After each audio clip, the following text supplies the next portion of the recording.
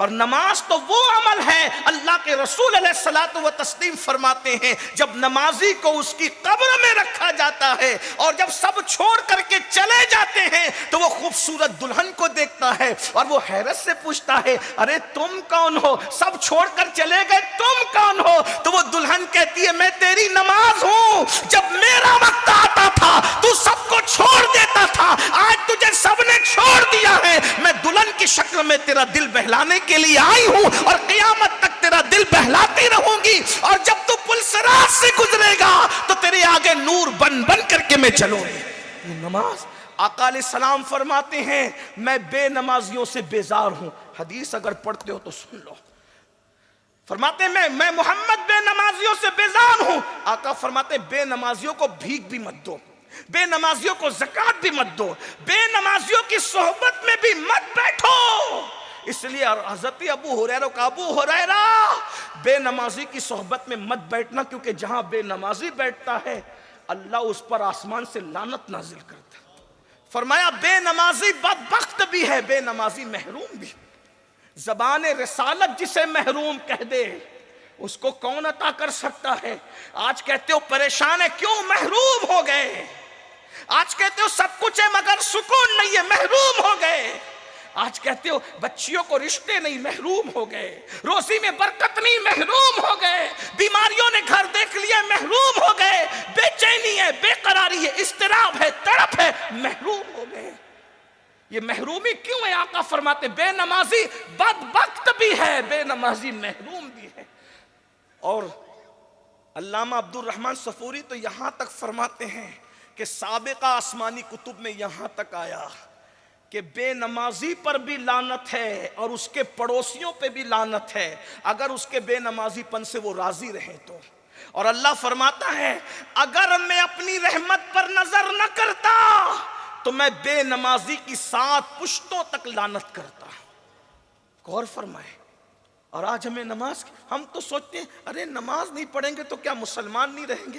میں نے کہا حنفی ہونے کے اعتبار سے تو یہی کہوں گا کہ بے نمازی ڈائریکٹ کافر تو نہیں ہوتا، لیکن اتنا ضرور ہے جب بے نمازی مرنے لگتا ہے تو مرنے سے پہلے ڈر ہے کہ کہیں اس کا ایمان چھین نہ لیا جائے۔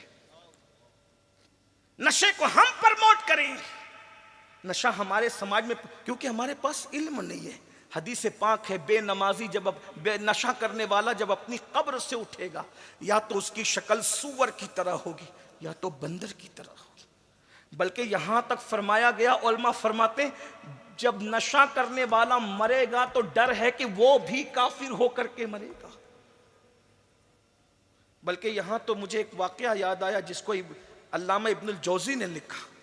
حضرت مالک الدینار کہتے ہیں کہ میرا ایک دوست تھا، مرتے وقت تو وہ کافر ہو گیا، اور وہ محدث تھا، بڑا محدث تھا، عالم تھا، خطیب تھا، کافر ہو گیا۔